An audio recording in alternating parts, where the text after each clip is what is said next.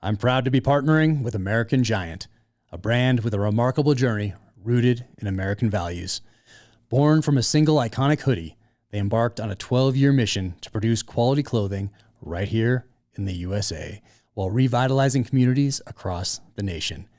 But there's more to their story. American Giant proudly stands beside the Rescue 22 Foundation, an organization dedicated to enhancing the lives of our veterans. They have crafted an exclusive Rescue 22 classic full-zip hoodie to support this noble cause. Each purchase helps provide a much-needed service dog to a deserving veteran. Discover the essence of American-made excellence, fostering jobs on American soil and preserving the rich tradition of high-quality American manufacturing. Visit american-giant.com/Jack today and unlock an exclusive 20% discount using code JACK at checkout. Join us in celebrating the spirit of American craftsmanship while making a difference in the lives of our nation's heroes.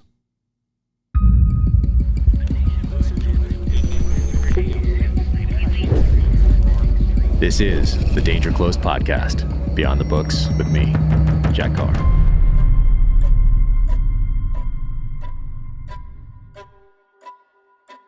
Welcome to the Danger Close Podcast, an Ironclad original presented by Navy Federal Credit Union. My guest today is Brian Kilmeade. He is the co-host of Fox and Friends every morning on the Fox News Channel, also hosts a daily national radio show, The Brian Kilmeade Show, and is the author of George Washington's Secret Six, Thomas Jefferson and the Tripoli Pirates, Andrew Jackson and the Miracle of New Orleans, Sam Houston and the Alamo Avengers, The President and the Freedom Fighter, and his latest, Teddy and Booker T. And now, without further ado, Brian Kilmeade. Brian, thank you so much for joining me today. I sincerely appreciate you taking the time. I always love talking to you because we share a love of history and we share this thought of how important it is to study the past for a variety of reasons. And I want to jump into your book right here. Here it is, Teddy and Booker T. Awesome. I picked it up this morning at my local bookstore here, Dolly's Bookstore in Park City. So they have them there. Signed a couple of mine while I was in there. But I want to talk about the new book. But before we get to that, because I know we have limited time, I want to talk a little bit about current events because you are on 6 hours a day, 5 days a week. Yeah. Is that right? And that's probably an average because oftentimes you jump on other shows or substitute or you have your own shows. So how are you doing that? And how are you doing the prep for all these? Because I've been in studio with you. I've been there in New York, live TV, and you're so calm. And there's so much going on. The world's blowing up all over the place and cut to commercial and it's just, just talk or whatever, or have a little sip of water and then boom, you're right back in and you haven't missed a beat. How do you remain so calm in these things, especially when anything you say or do is like maybe there's a 3 or 4 or 5 second delay, maybe, but it's out there forever. How do you remain so calm? Well, I mean, I know it's going to be out there forever. If you work on Fox, you could expect if you Google your name, you're not going to be happy. It's just the way it is. So you just try to be responsible. But I love preparing. Like, for example, I love the research on the books as much as any other process. And I like preparing. I mean, I'm up at 2:30, in the car at 3, and that's my most vital time until 5:56. And then we're on. And then our show is more of a slice of life. And the same thing with the Brian Kilmeade radio show. It's a slice of life. So Jack Carr comes in, we talk. And then I got somebody else coming in. He's telling me what's going to be wrong, what went wrong in the Virginia race. I got my notes already where I want to go, but mostly I'm listening. And then I take a slice of life. I'm talking to people. So it's not like, ladies and gentlemen, please greet. And Brian Kilmeade, it is. I feel like they just start televising this portion of my life. Because this is really all I'm interested in. All these elements, talking to great guys like you about their unique background, what brought them here, and then how to better define and disseminate what's going on in the world. Because it's really, I mean, you can't take an hour off. I can't tell you how many times I go out, shut it off for a while, go work out, turn the TV off, then I go do a bunch of errands, I come back and I'll hear, wow, do you hear what happened? No. And they'll tell me 3 things I didn't know. Because I walked away for a few hours. So it's amazing. Or someone's got a perspective on something or a column you should read, or there's somebody else you should book. So I feel like it never really stops. Yeah, I mean it's go go go, but I'm always impressed with how calm you are in these situations. I mean, it's incredible. Do you think sports broadcasting helped, like having to call and talk about things that are happening as they're happening, or revisiting plays or games, or like how much did that prepare you for the political realm that you talk about a lot now? Well, I never mastered play-by-play. I never was really great at the names. I was starting to get soccer down pretty well. But I think the one thing you learn in sports is you don't need a script. I mean, you have your own shorthand. Bottom of the third, RBI single is a dash, Jeter. RBI double, 26th RBI in the year. You know what that looks like? 2-run double. So it's a two-run two RBIs. So you learn to use a script and not use a script. Yeah. And that helps in these type formats of Fox and Friends. Because you'll have in your ear, like, for example, I was just on with Larry Kudlow, and they just told him a drone was just shot down off the coast of Yemen. It was a Predator drone of ours by the Houthi rebels. Now, think about this backwards-ass tribe shooting down a drone. This is literally news. Wow. So you got to be able to ad-lib that. Yeah. You got to know something about a Predator drone. You got to know the Houthi rebels are totally propped up by Iran. You have to know what that means and roughly how much is that going to cost. They'll be in your ear. So no script. I think the people who have hard times are more professional, but they're used to the old fashioned, let me toss out to a reporter, read this script. Thanks for joining us. I don't feel I excel in that. I feel like I do better in the unscripted situation because of sports.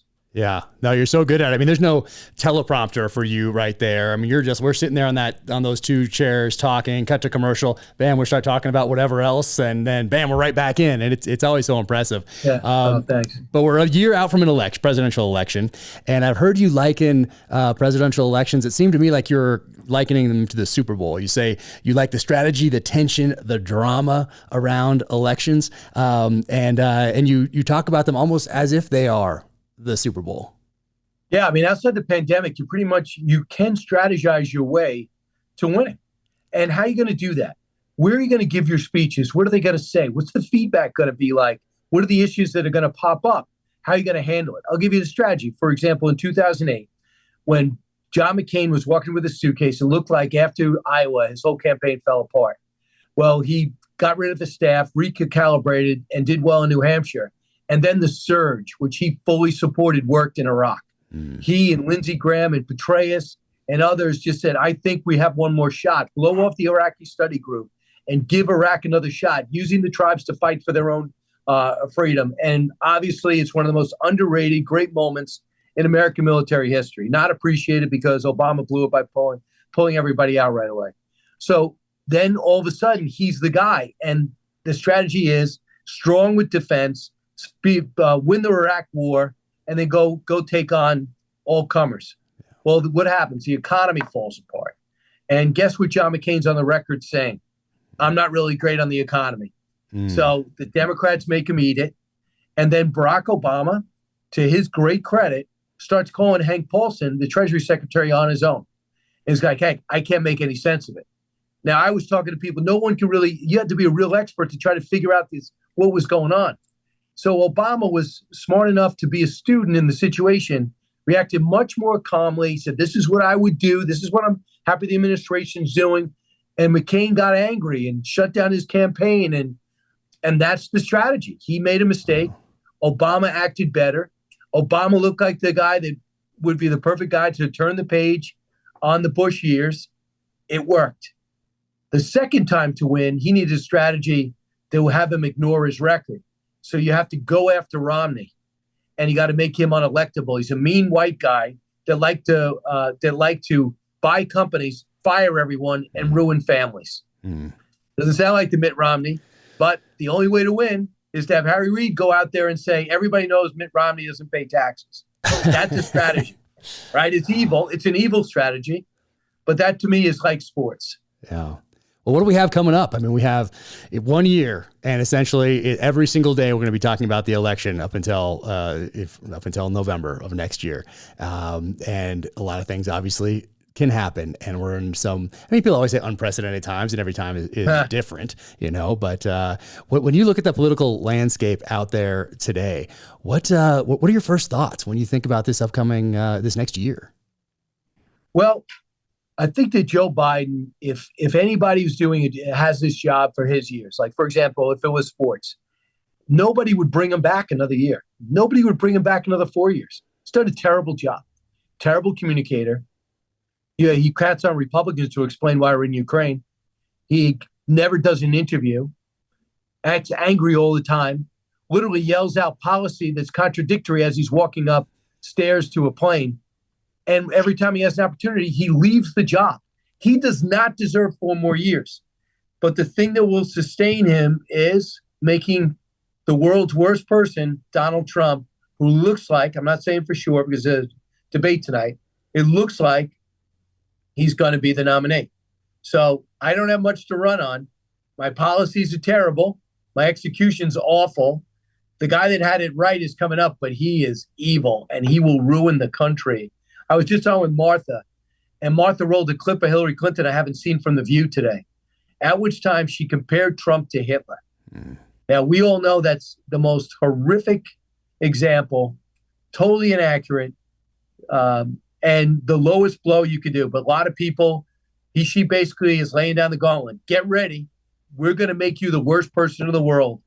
We're going to indict you, charge you 91 times, indict you 4 times, and we're going to let everybody know you will ruin the country. So that's their strategy. And I think Donald Trump, I don't know if you know, but he's a fighter. So he's going to explode all this. And it's really, sadly, I don't think it's going to help bring the country together. Yeah, I heard you talking to, who are you talking to? Somebody, Will Kane, I think, a while ago. And you said, who would you hire to run your company? Would you hire X person, or would I think it was the example was Oprah. Would Oprah hire this person that she's endorsing to run any one of her businesses? And, any businessman can look at any politician out there or anybody in the presidential race and say, who would I hire? Who would I trust to hire my business or one of my businesses? It's an interesting question and a good way to look at things, I think.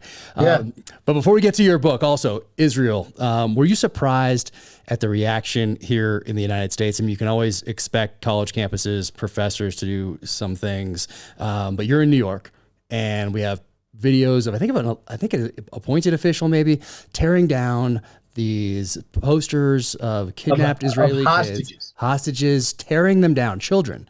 And I think she's an elected or appointed official anyway, but it's been happening across the country. Were you shocked at the amount of hatred? How much do you have to hate an Israeli child to pull down their kidnapped poster on a wall? Are we shocked, Jack, by there's so many different layers of evil in this, and I'll give you number one is they don't believe it. A lot of them don't believe the attack happened. They feel it was exaggerated. There's no way. You see a lot of people. I watched the Hamas leaders say it. No civilians were hurt, and sadly, it's so horrific. Not maybe to you, but the average person, to see the carnage that took place with 1,400 dead, but brutalized. Yeah. That Israel says, modern societies don't make this public. We might get to the point where we have to, for them to understand this was a family having breakfast. They never did anything to anyone. 790 of the 1,400 were total innocents, targeted, and they reveled in it, reveled in their blood. Insanity. And now they're saying, I take the Palestinian side because I don't think they have a homeland, and Israel had it coming. And by the way, I don't think it happened. So you think Holocaust denial is crazy and unfathomable. How about denial of something that happened 1 month ago? And I just think that these parents that see their kids on television rallying for the Palestinians have to be so embarrassed and feel like epic failures. Paying their kids paying $80,000 of the kids' tuition, and they spend their time on walkouts for Hamas. That's what you're doing for Hamas. Take a book out, read a newspaper, find out really what happened with these peace accords and why. How many times from Oslo on down they walked out, including in 1948. Take this side, Palestinians or Arabs. You take this side. Israel says yes. The Arabs say no. Let's start a war. They lose. They take some land for buffer land. They want it back. can't have it. Attacked again, they lose. Buffer zone, they want it back, can't have it. Sneak attack in 73, want it back, can't have it. So they form terror groups, and they try to terrorize since. And now I think Israel says we've had enough. Yeah. And I think Martha McCallum was on last week, maybe, where they showed a lot of journalists, or a select group of journalists anyway, unedited tapes from October. And she was visibly shaken describing it on air. And like you said, maybe one day those will have to be shown to get some people to believe what happened there. But also, it seems that Israel is held to a different standard. Do you see that when you look than the rest of the world? Oh, yeah. And why, when you look at that, because it's quite obvious, why is that? And not just from people in the UN or people who have part of their charter to push Israel into the sea, but from people in our Congress. What is that? Why is it treated differently than any other country? I don't think you should, and I don't think you are. But Jack, the Republicans get it. The Democrats are the one I'm watching them tear each other's eyes out. The Republicans embarrassed themselves, hurt the country with this whole speaker thing. I'll give you that. 22 days, they're done. But this is a fundamental foreign policy of the United States. This is the question: who are your friends? And for 15 members of the House, the answer is not Israel. The answer is my heart goes out to Hamas. Nobody wants a Palestinian kid hurt, but understand whose fault that is. It has nothing to do with Israel. They dropped flyers, they sent text messages, they cleared roads and said leave. I know there's going to be some collateral damage, unintentional. But the enemy actually, their collateral damage, for our collateral damage, is their target. Yeah. And then they just showed it. They're showing video. This is the playground. This is the tunnel. This is the hospital. This is the headquarters. This is the Boy Scout area. This is the armaments. If you want to beat these evil people, you have to go to where they are. And for those people, the Palestinians, they were told, go south. Here's a text message. They're getting now 600 trucks. I know it's a tough life, no doubt about it. 600 trucks of aid are coming in a day now, and others are allowed to leave and fly out of Cairo. So Israel didn't want this. They don't want Gaza. They have no choice but to eradicate these people. Speaking of tough lives and history, one of the benefit of studying history and putting the phone down and not tweeting and going into the pages of these books, your books in particular right here, gives you an appreciation for what we have in this country, the options and opportunities we have, what was sacrificed from the inception of this country up until today. And it gives you a way to counter the manipulation that is so prevalent on social media. So getting into the page of these books right here, beneficial for everyone. This latest book, Teddy and Booker T, right here, it's your 8th book after The President and the Freedom Fighter, which we talked about when that one came out. But take me through, because you have done right here. So we have George Washington, Secret Six, Thomas Jefferson, and the Tripoli Pirates. Andrew Jackson, we got Sam Houston, Alamo, and then we move into the one we talked about last time, and then your current book. But what was that journey? Because the first one, you started with George Washington. He's on the wall right behind you there, and then you take us through history from there in a very approachable way. And Thank you. And I love all of these. Recommend them to everyone. But what was the journey that started with George Washington and then took you to where we are today, to Teddy and Booker T? Well, number one, I'm watching, you read Dave McCullough and you see what the job he did with John Adams and Harry Truman. And you don't say, wow, I could do that better. It's impossible. Right. You read John Meacham's book or you read the Ulysses S. Grant, 1,200 pages, same author as Hamilton. You go, I'm not in that class, and I don't have 10 years in the staff. But what I do is this: I just try to find people in an area in which you probably didn't realize, and I try to bring it forward in a unique way. And I just try to tell it through these people, and I begin with their quotes and work my way backwards. So for example, for 20 years, I looked at George Washington's spy ring, and then when National Treasure popped up on television with Nicolas Cage, everyone loved it. And I go, I got a better story, and it really happened, and I could go to these places. So I had like yellow pad, longhand. I would talk to the people who would know this story because their families were involved, shake it down, look at all this. I go, this is going to be a great movie. And then they just told me, even if it sells one copy, if you do a book, it's so much easier to sell a movie. So all right. and it ends up being very successful. And then I got urged to do the War on Terror. Who's the first one to take on Islamic extremism? Not many people talked about it. It's in the Jefferson Library. He brought me through it. I go, okay, let me try to do this. And I always was fascinated by the War of 1812, underrated how close we came to total annihilation. I love Jackson the orphan, who ends up coming out of nowhere to be the military hero and the very successful 2-term president. That's the American story. Yeah. And I wanted to ask, when I looked at the next thing on the charts, it was Texas. And I go, everybody in Texas knows the history and they know the Alamo. But what about what happened after? That's what brought me to Sam Houston and the Alamo Avengers. And then President Freedom Fighter through the Civil War. And I go, well, who took us through the most difficult time? And I read Up From Slavery from Booker T. Washington, which everybody watching should watch. Once you open it, you'll know what I mean. What if I told you one of the most respected men in America, maybe history, known around the world, was a slave until he was 8, remembers being called to the plantation main house, and a Union soldier announced they're free and read verbatim what he believes was the Emancipation Proclamation. And this guy who never knew his birthday or his dad, with just his brother and his mom's next husband or first husband, Washington Ferguson, made their way to West Virginia, where he worked in a coal mine, where all he dreamed was an education. What he did to become educated, what he did after with that education, and then how he dreamed of having a president speak at the school in which he started, Tuskegee, how he manifested that with William McKinley, and then how his friendship with Vice President Teddy Roosevelt led to this 8-year odyssey when he was in the White House, being his main advisor, giving him judges, postmasters, dock workers, every federal appointment, Booker T. Washington, a black man in Jim Crow South, advising a rich guy who had a terrible upbringing, by the way, a lot of physical ailments, Teddy Roosevelt, who just saw a great man, not a man of color, at a time in which everybody was seeing way too much color.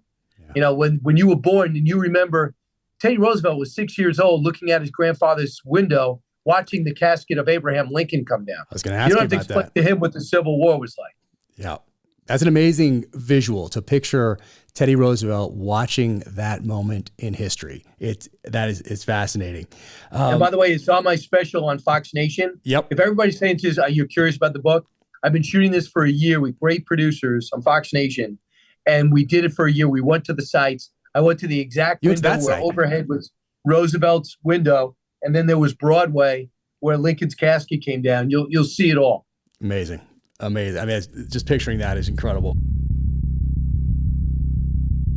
I want to wish veteran Wally King a very happy 100th birthday, and want to thank everyone from that greatest generation, the World War II generation, who fought and sacrificed so much for the freedoms that we enjoy today.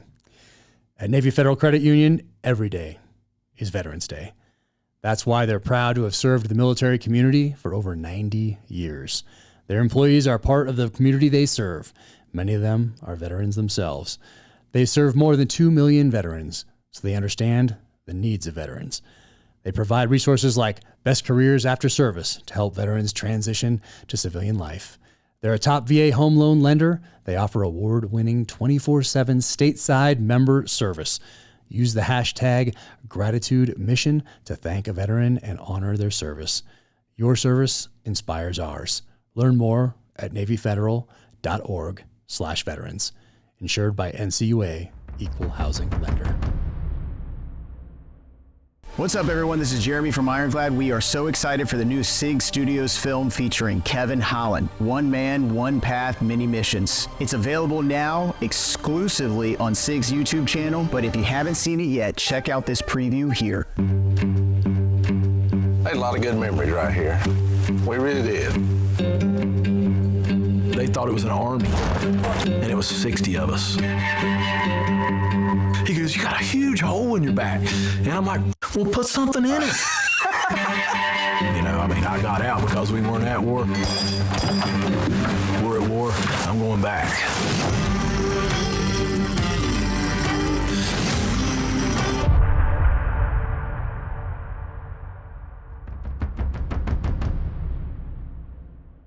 What stands out to me that, I don't, people probably, they remember Booker T. Washington. I remember that high school, I took a class.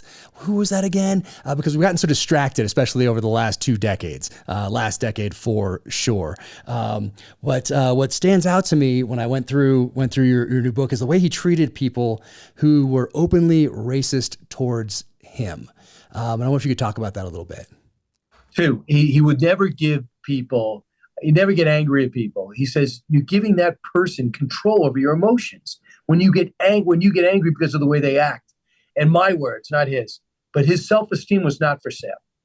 And he just wouldn't allow it. So if the Johnsons didn't like him, but the Joneses did, he'll work with the Joneses, but he didn't hate the Johnsons. His hope was the Johnsons, who grew up with decades of thinking blacks were less than whites, would see they weren't by seeing how he worked with his students, by seeing how he worked with his town, by seeing the people that came through Tuskegee, who not only were great academics, all had to learn a trade.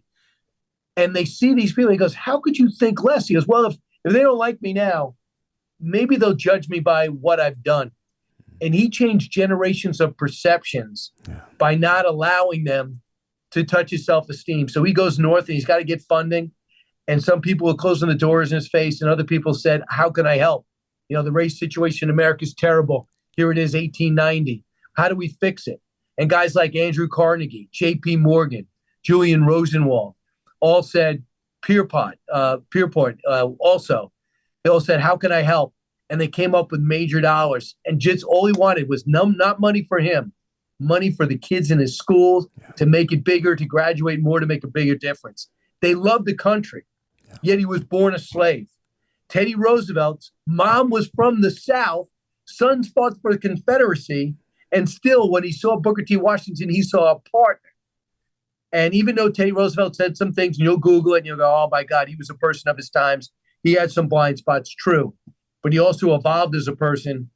And when he invited Booker T. Washington for dinner, that was out of friendship. It ended up being controversial that John McCain referred to in 2008 when Barack Obama won. And you'll see it in the book and the special. Yeah. But this guy just overcame. And I'll give you one story that says it. It'll make you think all day. So he has dinner with Teddy Roosevelt and his family. And back then, black men did not have dinner at the White House with the white man's family. In the North, in most cases, it wasn't a problem. In certain sections of the South, it was a huge problem. And he worried about the sanctity and future of Tuskegee. He thought they were going to burn the place down. You got to see the headlines, as vicious as you can imagine. So one day he's waiting for a train and a white man walks up to him and says, are you Booker T. Washington? And he said, yeah. He goes, you are one of America's greatest men, if not the greatest. And he said, no, I have to tell you, thank you, but greatest man in this country is President Roosevelt. And he said, I used to think that until he had you over for dinner. Think about that. That's so crazy. That guy did not realize he was insulting Booker T. Washington by saying what he said. And he said, this is his quote, I realized at that moment more than ever, I had to let sleeping dogs lie. I can't help that guy. Yeah. I can't help him. Generations of people that told him different things about race, but I can help the next. And he told Teddy Roosevelt the story and they both laughed. Jeez. What did you learn in the research for this book about Booker T. Washington that you're going to take forward with you or pass along to your kids? Perseverance, grit, pride, resourcefulness, whatever it takes. I got to get 400 miles to Hampton. I don't have an Uber app. I have to find a way. I'm going to get in a wagon. I'm going to convince people to go. I'm going to convince people where they're going to point me in direction where to walk. He got $12 in his pocket and was told, if you get yourself to Hampton College, a historically black college, they'll put you in. He had his so thirsty for education. He just headed that direction. He ran out of money. He didn't eat anything. He woke up one day and heard people unloading a ship. He went up to the ship captain and says, can I please unload this and just give me whatever you need, or if you gave me breakfast. He was such a great worker. They hired him the next day and the next day, got him the next 100 miles, gets to Hampton. He's a mess. They said, we can't, I don't know who you think you are, but you're not getting in here. You're a mess. Comes back the next day and the next day. Finally, they said, what is your background? He tells them. He said, well, why don't you clean that classroom and show me if you'll be useful? Well, he had a white woman that he worked for that taught him how to clean and to be efficient, to carry yourself, proper hygiene, how to stand, how to lose your accent. And he did it. And she goes, who helped you? He said, nobody. She says, I want to see you clean another classroom. She came back and watched it. They cleaned the whole school. They came back and said, you're a janitor during the day. You go to school at night. He ends up being the best student, the best teacher. And when they reach out to General Armstrong, his mentor, a war hero, white guy, he reaches, goes, I have a 24-year-old that I recommend. They go, no, we want a white guy. He goes, I'm giving you a black guy. And you're never going to regret it. The name was Booker T. Washington. And when he shows up at Tuskegee, there's no school. There's a broken down shack that looks like a shed. It's got no windows and a leaky roof.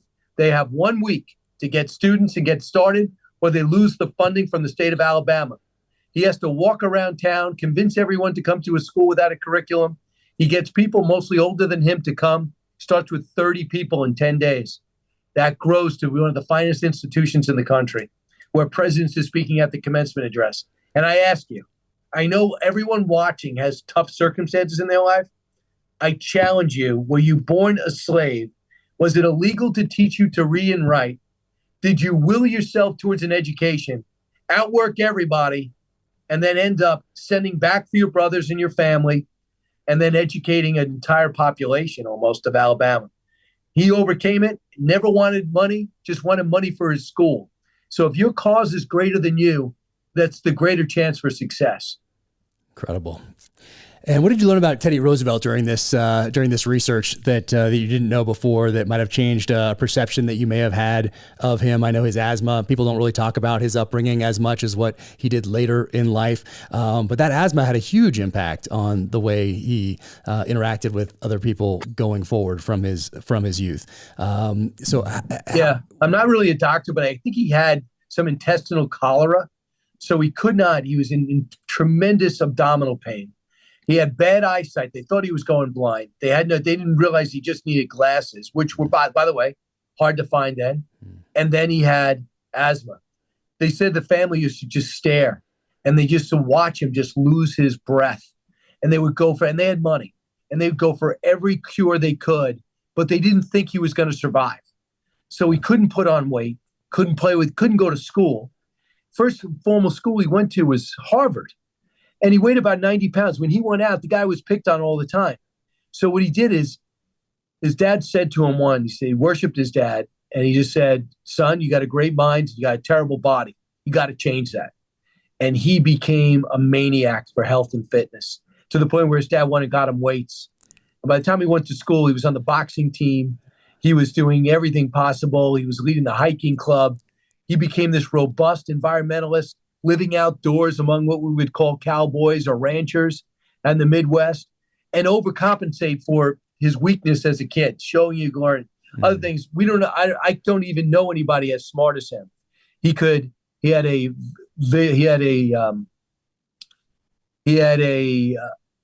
what do they call it? A photographic memory. And he also was the first speed reader. So he'd be reading multiple books a day, writing them virtually at the same time, remembering everything. Yeah. And he just felt like life was in overtime every day, my opinion. Yeah. And then when talking to his great grandson, who became a Teddy historian, he told me that's it. And maybe he said, in retrospect, it was probably because they thought he was going to die as a kid. And he ended up dying young. Both these guys, 59 and 60, died. Both of them. His wife died giving childbirth the same day his mother died in the same house, Teddy Roosevelt. Crazy. Booker T. Washington, 2 wives died, who played a vital role in his school. So he's a young family. They were both young widowers. Had to find a family, make a living, run a school, continue to get financing without a wife. Yeah. So don't tell me their lives were easy. And just because Roosevelt had money, no one was paving his path with gold, and he wouldn't have it anyway. He loved self-made men. That's why he read up from slavery like I did.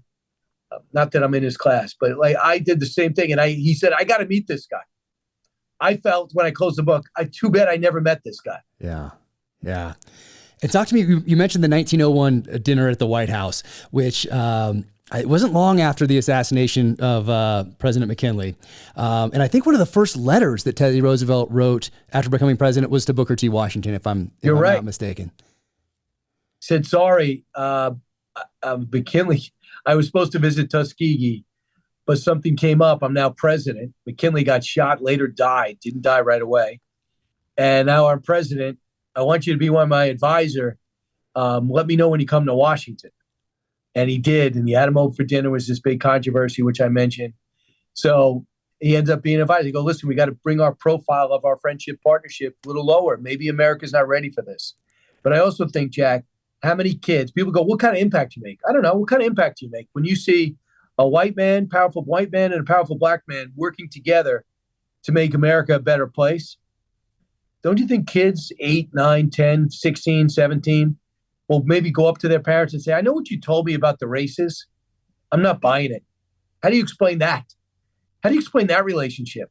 Teddy Roosevelt can treat him like an equal. Don't tell me that blacks are less than whites. I just think the power of an example, we hear it all the time with athletes. So to me, they helped a generation see less color in America. And what I wanted to do was the people that took a knee in a 49er uniform, Colin Kaepernick, or in a red, white, and blue uniform, the women's national soccer team, and thought America wasn't living up to its mandate. Think about what an insult that is to the Frederick Douglass, the Lincolns, the Booker T. Washington, and Teddy Roosevelt, who loved the country and just wanted to make it better. They didn't take a knee. They took action. And they changed generations with a curriculum. Yeah. And they actually built schools and made bricks. They didn't condescend. They didn't say, well, America's not worthy of its charter. I'm embarrassed. I'm going to sit on the bench. Really? This guy was in the Jim Crow South. Yeah. If he was caught with a white woman, he'd be hanged on the spot. If he got too successful, he had risked having his house burned to the ground. The KKK was a real legitimate threat. Sometimes they would shoot you if you showed up to vote. Don't tell me things are bad in America now. This is where we came from, and these are the people that helped us get through it. All right, let's talk about Spartan Forge. You can find them at SpartanForge.ai. Go check them out. They have an amazing app. Spartan Forge is an all-encompassing hunting and planning application powered by artificial intelligence. Developed by a U.S. Army warrant officer conducting intelligence preparation of the battlefield in the special missions arena for our nation's most elite operators. The app offers military-based targeting for hunters. The technology uses artificial intelligence-powered movement prediction. It features movement prediction paired with current and historical wind data, current forecasts, and state data. They partnered with premier universities to collect data on deer movement. It is as accurate and testable as scientifically possible. No snake oil, no bullshit. Its UAV map features next-level imagery detail, the highest resolution offered on the market, with up to 7 years of historical imagery. Its Blue Force tracker allows users to share pins and location data to a set group of peers in a user-defined area. The LiDAR map lets hunters look through the trees and structures to see topography like never before, giving the user a detailed viewpoint of trails, beds, and more. And the Lambda map is fully customizable, set to parameters selected by the user for fast access. It will also indicate public and private land boundaries. The journal feature lets users keep track of every detail of their hunt, write historical descriptions, and add photos and waypoints, all while pulling historical weather pattern data. And its desktop app features Eastman's Tag Hub. Spartan Forge works hand in hand with Eastman's to integrate Tag Hub app into Spartan Forge, providing Western hunting draw odds and stats. Users can search by location, species, season, and trophy potential to best plan their Western hunt. Get 30% off if you sign up with the code DANGERCLOSE at www.spartanforge.ai. That is SpartanForge.ai. That is the highest discount they have ever offered, and it is perfect to get started on that summer scouting. Check them out, SpartanForge.ai. And then it took a couple years, but 1905, then President Roosevelt goes and gives this speech at Tuskegee, 1905. and I love the imagery of a train. I love anything that has to do with trains back in the day when you have to actually put in the time to get somewhere rather than jumping on a Zoom. But what was that 1905? I know we have just a few minutes left here, but that 1905 speech that was born essentially out of that letter and then the 1901 dinner at the White House. The speech at Tuskegee was written, but the beginning was transcribed because, in my view, and Tweed agrees, Tweed Roosevelt, he was overwhelmed. He said, I expected so much, and it is so much more. When he saw the people, the way they hold themselves, the students, the faculty, the pride, the labs, the agriculture, George Washington Carver, his cutting edge farming, and when he saw the seamstress, the women, the teachers, the equal women and men were treated equally. I mean, in 1990, women weren't voting until 1919. And he just saw the production. He saw the kids in school and he saw the other kids building new buildings because the kids would learn trade and they'd apply it to make Tuskegee better. And he just said, man, basically, I'm overwhelmed by what I see and how can I help? The speech is there. It's in the book, verbatim. And it was so moving, he joined the Tuskegee board. And even after Booker T. Washington died way too young, he served on that board after and spoke at his funeral.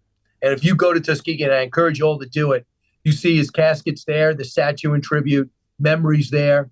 You'll see in the special, I spoke to these very impressive professors who have great pride knowing that Booker T. Washington was there and started this whole thing. Now, some people don't like him. Some people think he was too accommodating. Some people think he should have been harder on white people for not treating black people better. But it didn't work to his overall objective. And that is helping as many people as possible while never damaging the reputation or jeopardizing Tuskegee, even if it meant relationships and certain situations. But he also did a lot of financing, provided lawyers for people that were unjustly charged, got people out of prison that didn't belong there. But he didn't want to do it high profile. He couldn't afford to be the enemy of segregationist white people in the South. Now, people watching you, Jack, in the South, I am not putting everyone in the same. And I'm not even judging previous generations. I'm just saying where he was located at that time, Democrats controlled, and they were for, in many cases, separate and not equal. Yeah. And I think I read that you learned this while you were researching the book, is that when Teddy Roosevelt died, he was actually planning on running again. So we have Taft and then Woodrow Wilson, and then Teddy was going to give it another shot. Is that, where did you find that out? Yeah. Tweed told me that he was made amends with the Republican Party. As you know, he left, split it, and Woodrow Wilson won. And World War I starts. I think Teddy Roosevelt would have been a much more robust leader. We would have been in a lot quicker, maybe change history. We weren't ready. I think we had 14,000 overall soldiers, no equipment, no guns. But Teddy Roosevelt got more votes than Taft, the established candidate. But after Woodrow Wilson won, he wanted to lead a troop into battle. They told Woodrow was like, absolutely not. We're not going to let you do that. You're too old. So he said no. He said, okay. So when Wilson's done, Wilson had a stroke too. He was going to all set to run again. He felt sick, went to bed, had a hunch he wasn't getting up again, said something to his wife that basically, I just feel terrible, and he would never wake up. And that second, there would have been the third term, because he took over from McKinley only 6 months in, but in the third term of Teddy. Yeah. There's that great quote that says, death had to come for Teddy Roosevelt while he was sleeping, because if he'd been awake, there would have been a fight. I love that quote. It's awesome. And probably true. It's fantastic. Now you are on book tour through January. It's insane, and they're not just a regular book tour. You're doing a stage. It's a different type of book tour, and it's on your website at briankilmeade.com. People can go there all through the rest of November, December, a few dates in January. But what inspired you to do more of a stage show? In the 80s, my mom took me to see Hal Holbrook, and I saw Mark Twain tonight when I was a kid, and I still remember it to this day. And so when I saw that you were doing that, it kind of reminded me of going to that performance with my mom. So you're doing these book tours, and you're signing books and doing all these things, and there's a VIP section as well. And then Jack, it's a stage some that are just signings. Yeah. And there was some where I give a speech, And then I just said, what if I made some events where I get a chance? I'm tired of like going to bookstores. I see like a friend of mine online. I got 15 seconds with them. I sign their book. I say hello. I take a picture. Thankfully, people show up. So oftentimes there's a line and I feel bad. So I just said, why don't I create an event where I have an opportunity to talk to people before and after? It's my event. Talk about getting a theater. And I don't act, but I can talk about these books, as you know, that you have lined up. And instead of just being, it's not about me, but it's about the country. And now I think it's winning the war on history. And I talk about what is going on. In the beginning, I said, man, I hope you have a passion for history. Now I said, I feel an obligation, a mission to let people know why we are an exceptional nation, to arm you at your next tailgate, your next family get together with individual stories that talk about America's story through those books. On stage, again, like you and I, we don't need a script and just a PowerPoint to bring some context to what I'm talking about. And we do have a couple of people come on, and we have fun and recreate a few scenes in history, all in fun, no dramatic acting.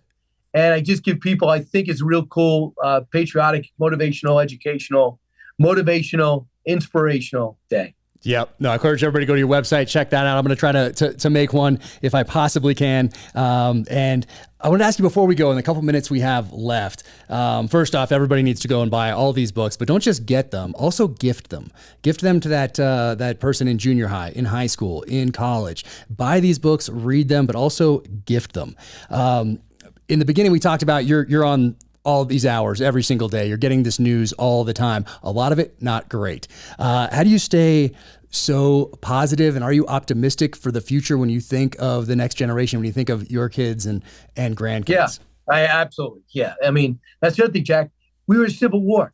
Who would have thought the country was going to survive that? Yeah. And then the failure of Reconstruction. Who thought we were going to solve that? If you and I had grown up in the 60s and we're rioting one day for racial justice, the next day we're supporting or we're fighting the Vietnam War. I think, then we have the draft and people burning their draft cards. It was a totally different time. I'm sure the Russians, the Soviets were going, excellent. They're falling apart on their own. Yeah. In the 70s, our economy, double-digit interest rates. People couldn't afford a home, couldn't fill up, put gas in our car. OPEC was going to make us pay and bring our country to its knees, the hostages. Go through the time. Then in comes optimism. In comes, okay, we're in a Cold War. Let's win it, Ronald Reagan. That was much harder than we are now. We got the framework. Got to work on the debt. It's going to need restructuring. Let's do it as a country. Let's realize that our enemies have combined to stop us. We got a much better product. We've got a lot more friends. We find a way to unite the country relentlessly with the right leadership. I love our future if we do it right. But understand we're being manipulated from social media on down. The Chinese, Russians, Iranians are all working against us.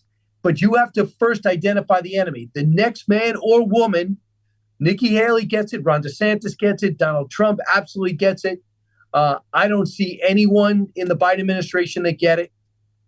If we could get the right person in office, I think that things have gotten, we've shown everybody how to do it the wrong way, at the border, on trade, on defense, on how to leave Afghanistan, all this stuff. We all did it wrong. Do the opposite. Yeah. That's why these books are so important, having that foundation, that historical foundation from which to make decisions today that are going to influence our kids and grandkids and future generations. And just before I let you go, you dedicate this book to your friend Jim Brown. And can you talk to me about the Jim Brown Show, your friendship and his influence on you in the last couple minutes we have? Yeah, I mean, I grew up, my dad owned a bar in Manhasset. So my family lived off Plandome Road, where Jim Brown was in the second floor of a house with his mom, who was a housekeeper. And I heard all the stories about how he was such a great basketball, lacrosse, and football player, raised by his town, all white coaches in a mostly white, rich area. And they didn't tell him, but they sent him to Syracuse and paid the tuition, told him he got a scholarship because they were so convinced he'd earn a full ride. He ended up being a runner-up for the Heisman, greatest runner, greatest athlete of the last century. I always followed his career, saw him as an activist, quit at 29, watch him as an actor. Always thought in my head, I got to meet him. I met him in California. They wanted to diversify the station. I said, Jim Brown's over in Hollywood. They contact him. They give someone else the show to host him with. I couldn't believe it. They didn't think I could handle it. I knew that Jim was not going to talk sports on the all sports station. As soon as he got in there, he talked about the gangs. He talked about the cities. He talked about revitalization. He talked about racial justice in a positive way. I went to Race Relations 101, never judge me, working class white guy with no prejudices, but I don't know the Black experience, but I learned so much. We stayed friends for the next 30 years. Every Super Bowl, every major event, every time he had a book out or a movie, he'd come on. And we always would stay in touch and keep in contact. And he would just, I asked him about the Douglas book. Are you okay with me writing a book about, with Douglas and Lincoln? He said, absolutely. He goes, only if I could read it first. And he did. And this one I was working on before he passed away, but he was always such a big supporter. And that gave me the sense that Jim Brown's a pretty tough judge. If he thought I didn't get it, didn't understand it, or had any type of blind spots, he would have stopped me and educated me. But his support of me meant so much. When I was making $21,000 a year doing all sports radio, and this guy's making millions, known by everybody, lauded by millions, and he spent all his free time getting people out of jail and breaking up gangs. So I just learned so much by watching. I thought it would be a great person to dedicate it to. Amazing. Amazing. And each one of your books has led to another. So obviously, what's next? Did this one spark something that you didn't anticipate writing about, or did you have something? I think I might go back to educating myself for a while and go easy on the books after this. There really is nothing next yet. Really? Okay. All right. Well, I hope there is. I hope you take a breath and explore, because these are fantastic. Everybody get them. Check out the Fox Nation show, also Brian Kilmeade Radio Show and Fox and Friends. And I sincerely appreciate you taking the time with me today. This is a great podcast. Thanks so much for caring. Oh, Jack, absolutely. thanks for everything you did for the country. Oh, thank you so much. Take care, my friend. I've been a fan of Black Rifle Coffee Company since their inception. I love when veterans leave the military and pursue their passion. In this case, coffee. The coffee is fantastic, and as an added benefit, the company is built on quality, patriotism, and giving back to the veteran and first responder communities. I've been a subscriber to the BRCC Coffee Club for years and love it. My favorite is Silencer Smooth. It gets delivered every single month. The Black Rifle Coffee Club. Being part of the club gives you the power to elevate your coffee experience to the next level. The Black Rifle Coffee Club puts you in the driver's seat. You pick the texture and the roast you want, the frequency you want it delivered, and the quantity. You get to completely personalize your club orders, ensuring that your favorite coffee is sent to your door exactly how you want it, when you want it. Right now, Black Rifle Coffee is offering an exclusive opportunity for new coffee club members. Join today and enjoy 30% off your first order when you use the discount code DANGERCLOSE at checkout. That's right, 30% off just for being a part of our growing coffee community. Remember to use the discount code DANGERCLOSE at checkout. Welcome to the gear highlight portion of the Danger Close podcast. First off, from Headstamp Publishing and my friends James Rupley and Ian McCullum, Small Arms of World War II. I love Headstamp Publishing. These books are absolutely incredible. Photography is insane in all of these. James Rupley, of course, takes all the photos for the Vickers Guides, and Ian McCullum of Forgotten Weapons. So be sure and follow both of them on the social channels, YouTube channels, and pick up the books and check out Headstamp Publishing as well. A lot of unique, fascinating books over there. And Christensen Arms, look at this. All right, this is the Ridgeline, and this one right here is in 300 PRC right there.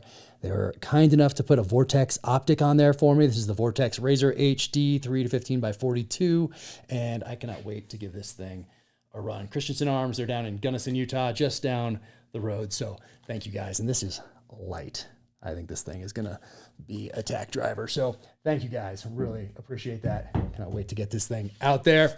And Black Rifle Coffee fueling up yet another book as I finish up book number 7. So thank you guys very much at Black Rifle Coffee. Love these right here. And Eagles and Angels. If you haven't checked out Eagles and Angels, check them out. They do some amazing work and give proceeds to different veteran-focused organizations. So check out eaglesandangels.com. Right here, P365 from SIG. Hard to beat. If you don't have one, definitely give one a run, and you'll probably be carrying one from that day forward. So this one right here was set up by True Precision. They do some amazing work as well. So check it out, SIG P365. And speaking of carrying right here, so David Acosta Jr., if you're not following him on Instagram, highly recommend it. Really cool guy. And so this is some new gear that he has out from highspeedgear.com. So some low vis mag pouches right there. See that? Very lightweight here. There's one for the AR. So check those out. Once again, David Acosta Jr. And right here on this, it talks about all the people that he worked with in developing these, and highspeedgear.com. I'm looking forward to giving these a run. I can already tell that these things are exceptionally made, and I think they're pretty new. So go and check them out for sure. And David Acosta Jr. on Instagram. And at a book signing recently, I was down in Poison Pen signing some books with my friend Jim Shockey, and a lot of times people will come through and military, police, firefighters will give me a coin, and I try to bring a lot of coins with me so I can give them one right back. But I had not gotten one from a judge before. And this thing has some serious weight to it, so it will double as a weapon. So Judge Miles Keegan. And look at that. So that's Arizona on one side, 82nd Airborne on the other. So very cool. This thing is solid. So thank you very much, sir. Appreciate it. And a book. All right. Ginny Yurich, and she has an organization. Podcast is the 1,000 Hours Outside podcast, but there's a website, 1000hoursoutside.com, all the social channels. This is her book right here, Until the Streetlights Come On. And I was on her podcast. We had a great conversation. Please go and check her out for sure. Until the Streetlights Come On, and that's 1,000 Hours Outside. And 1,000, that's the number, 1000 hours outside.com. There it is. And while you're outside, might as well smoke a great cigar. This one right here, Kyle here at undaunted.life.com. And for the cigars, undaunted.life/cigars. So thank you so much for sending these along here. And I might smoke one of these in about 15 minutes. So thank you so much. And watches, DC Vintage Watches. Nick over there, he tracked down a hard-to-find Vietnam-era Seiko for me. And this is nice. Look at that right there. This is a recently discovered Seiko that was worn in Vietnam. But to find out more about the different watches used in Vietnam, check out Watches of Espionage, to follow him on Instagram and sign up for the newsletter as well. So much great information out there on watches in general, but then watches in the world of intelligence and military circles as well. So Watches of Espionage. And thank you for the coin, because I can open my sodas with it. And what else here? Also, Cincinnati Police right here, mounted unit right here. Really appreciate you guys and everything that you do out there, holding the line each and every day. So thank you. And I think that is it. Oh, we did one watch here. We talked Watches Espionage, Forster Watch Company. That's what I'm wearing today right here. Those guys are fantastic. And I think that's everything. Take care out there. Thank you for tuning in to the Danger Close podcast, an Ironclad original presented by Navy Federal Credit Union. To find out more about Brian Kilmeade and his book tour locations and dates, go to briankilmeade.com. You can link to the socials from there, and also be sure and check out his Fox Nation special on Teddy and Booker T. You can follow me on the social channels at Jack Carr USA. Officialjackcarr.com is the website. Click on shop in the upper right-hand corner for the merch. And if you got something out of this conversation, be sure to leave a 5-star rating and review wherever you get your podcasts. Until the next time, take care out there, stay safe, be strong, keep fighting.